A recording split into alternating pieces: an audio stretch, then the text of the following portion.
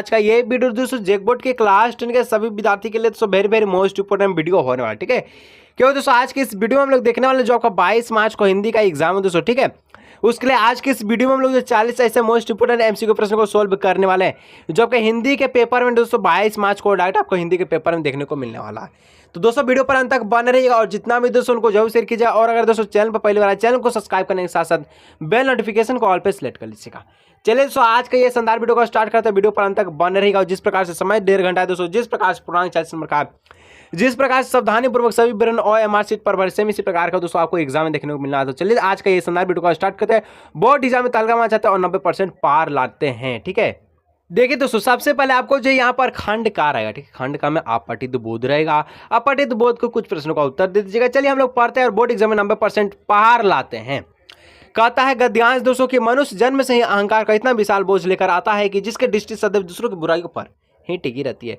आत्मनिरीक्षण को भुलाकर साधारण मानव जो निंदा में ही अपना जीवन बिताना चाहते हैं, इसके मूल में इसकी ऐसा की दाहक दुष्प्रवृत्ति कार्यशील रहती है। दूसरों की सहज उन्नति को मनुष्य का अपनी ईर्षा के वलीभूत बहिभूत, ठीक है, वशीभूत होकर पचा नहीं पाता और उसके गुणों को अनदेखा करके केवल दोषों को और दुर्गुणों को प्रचलित करना लगते हैं। कहने का मतलब है दोस्तों यह जो गद्यांश ये मानव के अहंकार के बारे में लिया गया है, ठीक है। मानव किस प्रकार से अहंकार का बोझ लेकर ही क्या होता है, विशाल बोझ लेकर ही जन्म लेता है, ठीक है। इस प्रकार में वह इस या तत्व को भी विस्मत कर बैठता है कि ईर्षा का दाग स्वरूप स्वयं उसके समय स्वास्थ्य और सहिष्णुता के लिए कितनी विनाशकारी हो सकती है। क्यों दोस्तों दूसरों की बुराई करने पर क्या होता है, तो ये आपका जो है स्वास्थ्य खराब हो जाता है। पर निंदा को हमारे शास्त्रों में पाप का बताया गया है। वास्तव में मनुष्य अपने न्यूनताओं अपने दुर्गुणों की दृष्टि उठाकर जो है देखना भी नहीं चाहता, क्योंकि वे स्वयं से पहचानने की जो यह प्रक्रिया के लिए क्या उसके लिए बहुत ही कष्टकारी होती है। चलिए देखते हैं इसका प्रश्न क्या कैसा कैसा पूछा। तो पहला प्रश्न कहता है दोस्तों कि मनुष्य का जन्म किसके बोझ के साथ होता है, तो हम लोग पढ़े अहंकार के बोझ के साथ होता है, ठीक है। 2 नंबर के दूसरों की उन्नति का मनुष्य क्यों नहीं देखना चाहता है, तो दूसरों की उन्नति को मनुष्य ईर्ष्या भाव के कारण नहीं देखना चाहता, ठीक है, जलन के कारण, ठीक है। कोई उन्नति कर लिया तो उसको देखकर जलेगा, देखो ना फला नमक बेटा कितना उन्नति पे है, इस प्रकार से होता है दोस्तों, ठीक है। चलिए अब 13 नंबर कहता है कि स्वास्थ्य और सदाविचार का नष्ट हो जाना किस क्या, तो सदाचार और यहाँ पर स्वास्थ्य और सदाविचार नष्ट कैसे हो जाता है, ईर्ष्या के बस में होने पर, ठीक है, यहाँ पर जलन भाव पैदा करने पर, ठीक है। 4 नंबर का किसे बुलाकर मनुष्य निंदा में ही अपना जीवन बिताना चाहता है, तो दोस्तों किसे बुलाकर, आत्मनिरीक्षण को बुलाकर, ठीक है।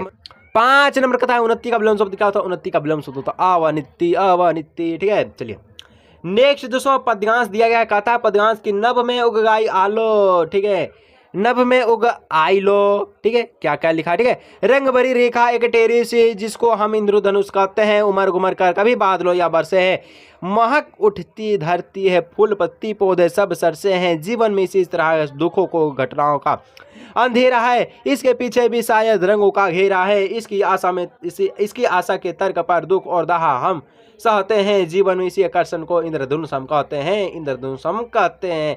ये पद्यांश दोस्तों इंद्रधनुष के बारे में बताया गया है। जो प्रश्न संख्या 6 नंबर कहता है बादलों की तुलना किससे की गई, तो बादलों की तुलना दोस्तों किससे किया गया, तो जीवन के दुखों से किया गया है, ठीक है। 7 नंबर का प्रश्न कहता है कवि को अब जीवन के प्रति दृष्टिकोण कैसा लगता है, तो आशावादी लगता है।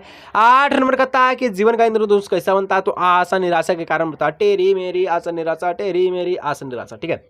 9 नंबर कहता है आशा के विलोम शब्द क्या होता है, तो आशा का विलोम शब्द दोस्तों निराशा होता है। और नभ का परिवाचिक शब्द क्या होता है, नभ आकाश अंबर धरती, यानी कि यहाँ पर आकाश, ठीक है। ऑप्शन यहाँ पर डी हो जाए, ठीक है, आकाश। चलिए अब दोस्तों व्याकरण का प्रश्न है, बहुत ही मोस्ट इंपोर्टेंट व्याकरण का था। 11 नंबर निम्नलिखित में से किसमें अकर्मक क्रिया का उदाहरण या कर्म क्रिया किस वाक्य में है, तो जहाँ कर्म खोजिएगा वहाँ कर्म नहीं मिलेगा, वह कर्म क्रिया। जैसे कि बच्चा रोता है, यहाँ पर दोस्तों कर्म नहीं है, ठीक है। कैसे रोता है, क्यों रोता है, क्यों कर रहा है रे बचवा, बोल रहा कुछ नहीं बोल रहा, ठीक है, यानी ऑप्शन सी इसका राइट आंसर, ठीक है। चलिए 12 नंबर का प्रश्न करता है जिसमें कर्ता क्रिया और कर्म तीनों उपस्थित हो, वह कौन सी क्रिया होती है, कर्ता कर्म क्रिया तीनों उपस्थित हो, जिसमें कर्म हो, दोस्तों सिंपल बात रखे, जिसमें कर्म हो से कर्म क्रिया कहलाता है। 13 नंबर कहता है कौन अरुण का अनेकार्थिक शब्द है, अनूर मतलब दोस्तों सूर्य लाल सिंदूर, सूर्य लाल सिंदूर, लेकिन अनूर मतलब यहाँ पर अरुण मतलब अनेकार्थिक का यहाँ पर शब्द है, चंद्रमा यह नहीं होता, ठीक है। नेक्स्ट कहता है कि जब समास का प्रथम पद अव्यय प्रधान हो तो वहाँ कौन सा समास होता है, तो जब समास का प्रथम पद अव्यय तो वह अव्ययभाव समास हो जाता है, ठीक है, ऑप्शन बी। 15 नंबर का था दोस्तों कि विद्यालय विद्या के लिए आले कौन सा समास से, तो ये दोस्तों क्या सा हो जाएगा, तत्पुरुष समास हो जाएगा। मैं दोस्तों 50 वो ग्रामर का वीडियो लेकर आया था, जो ग्रामर प्रश्न का, ठीक है, उसे देखकर जाते हैं दोस्तों आपको बोर्ड एग्जाम में ग्रामर में फुल नंबर मिल जाएगा, एक भी नंबर नहीं कटेगा, ठीक है, अगर देख के जाते हैं तो, ठीक है, देख लीजिएगा। नहीं तो दोस्तों वीडियो का एंड स्क्रीन पर दोस्तों आपको वीडियो शो होगा, वहां से क्लिक कर सकते हैं, ठीक है। 16 नंबर कहता है कि नीला है जो अंबर, विग्रह पदों का सही समास पद क्या होगा, नीला है जो अंबर, नीलांबर। 17 नंबर कहता है रचना के आधार पर किस वाक्य में एक प्रधान वाक्य और शेष आश्रित वाक्य होता है, तो मिश्र वाक्य होता है। 18 नंबर कहता है समुच्चयबोधक अव्यय के दो प्रमुख भेद कौन से है, तो संबंधीकरण और व्यतिकीकरण। देखिए दोस्तों जो व्याकरण का वीडियो देखा ना, वो देखते के साथ आंख मूंद के साथ ये प्रश्न बना सकता है, इसलिए करते हैं कि जो वीडियो लाते हैं उसको देखा कीजिए, ठीक है। 19 नंबर पिताजी के द्वारा अखबार पढ़ा गया, मैं कई बार बोला हूँ, जहाँ द्वारा दिखे कर्मवाच आंख मूंद के। 20 नंबर कर्तृवाच के वाक्य में प्रधानता की क्या होती है, तो प्रधानता की कार्य की प्रधानता होती है, ठीक है, कर्तृवाच के वाक्यों में कर्ता के कार्य की प्रधानता होती है। अब जितना भी प्रश्न दोस्तों आपका किताब का प्रश्न करता है, यहाँ पर एक गद्यांश दिया गया है कि तुम्हारी है धन तुरित मुस्कान धन धन तुम्हारी धन चिर परास में इतर अन्य, इस अतिथि से प्रिय तुम्हारा क्या रहा, संपर्क उंगलियां माँ की करती रही मधुबर के, देखते हैं तुम इधर कनकीमार होते जबकि आंखें चार याद, जब तब तुम्हारी धन त्वरित मुस्कान मुझे लगती बड़ी ही छविमान, ठीक है। चलिए 21 नंबर का प्रश्न करता है कि सूर्य यहाँ पर क्या बोलता है कि प्रस्तुत काव्यांश के जो कवि कौन है, तो नागार्जुन है, ठीक है, नागार्जुन, ठीक है। चलिए और दंतुरित का क्या होता है दोस्तों, तो दंतुरित मतलब नए नए दांत होता है। 23 नंबर कहता है बच्चे माँ को क्या माँ बच्चे को क्या कराते हैं, तो माँ बच्चे को मधुबर कराते हैं, ठीक है, मधु खिलाते हैं, ठीक है। चलिए नेक्स्ट यानी कि शहद, ठीक है, वो वाला मधु ने समझ लिया, ठीक है। अब कहता है कवि ने धन्य किसे कहा, तो कवि ने धन्य दोस्तों माता और पुत्र दोनों को कहा है, ठीक है, माँ भी तुम्हारी धन धन तुम और माँ भी तुम्हारी धन्य, ठीक है। चलिए अब 25 नंबर है दोस्तों कि बादल किस दिशा से आ रहा है, क्या बादल कहता है कि हम पूरब से आते हैं, क्या पश्चिम से आता है, क्या दक्षिण से आता है, क्या उत्तर से आता है, नहीं सर बादल कहीं से आता, उत्तर पश्चिम पूरब दक्षिण कहीं से भी, यानी अज्ञात दिशा, ठीक है। 26 नंबर कहता है कहीं सांस लेते हो घर घर भर देते हो, इस पंक्ति का अर्थ क्या, तो कहीं सांस लेते हो घर घर भर देते हो, फागुन की हरियाली महसूस होना। फागुन में दोस्तों क्या मस्त एकदम आम, एकदम खट्टे मीठे आम का मजा लेते हैं, ठीक है। फागुन तो चढ़ चुका है लेकिन अभी तक आम बाजार में आया भी नहीं है, ठीक है। अब 27 नंबर के सूर्यकांत त्रिपाठी निराला का जन्म कब हुआ, तो सूर्यकांत दोस्तों मैं एक और वीडियो लेकर आया था, जो कि जितना भी कवि का लेखक और जन्म है दोस्तों सभी का आपको मिल जाएगा, अगर उस वीडियो को नहीं देखे तो वीडियो को देख लीजिएगा। उसमें दोस्तों आपको बताया कि सूर्यकांत त्रिपाठी निराला का जन्म 1899 इसमें हुआ था। 28 नंबर का कहता है प्रश्न है कि मर्यादा नालाही के माध्यम से सूरदास ने गोपियों को कौन सी मर्यादा नालाही की बात कर रही है, तो प्रेम की मर्यादा नालाही की बात कर रही है। कुछ दोस्तों एक गद्यांश दिया है, जो कि गद्यांश दोस्तों पान वाला के यानी नेताजी के चश्मा से लिया गया। हम लोग इसको नहीं पढ़ेंगे क्योंकि पढ़ने पर मजा ही नहीं आता है, प्रश्न को बनाने में सीधा देखेंगे। प्रश्न कहता है 29 में हलदार साहब को क्या अच्छा नहीं लगा, तो हलदार साहब को दोस्तों पान वाले के द्वारा देशभक्त का मजाक उड़ाया जाना ये अच्छा नहीं लगा।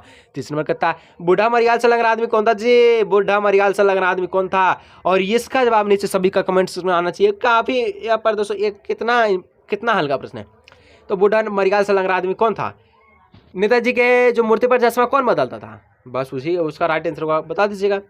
चलिए 31 नंबर देख लीजिए, 31 नंबर में आपको पता चल जाएगा कि कैप्टन क्या काम करता था। कैप्टन दोस्तों फेरी का काम करता था, ठीक है।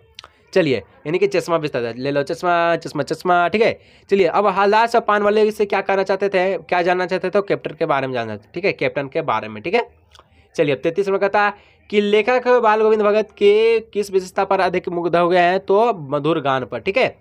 34 नंबर कहता है कि बाल गोविंद भगत पाठ के आधार पर बताएं कि रोपनी किसे कहा जाता है, तो रोपनी दोस्तों धान की रोपाई को कहा जाता है। कहाँ दिख रहा है सर, न ए न बी न सी न डी, ऑप्शन इसका बी, ठीक है।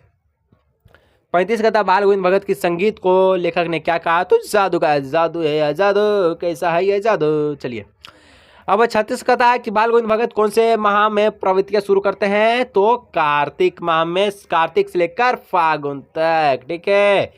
अब नेक्स्ट दोस्तों माता के आंचल से छोटका सा गद्यांश को लिया गया, इसको हम लोग नहीं पढ़ने वाले, स्किप करके हम लोग क्वेश्चन को देखने वाले।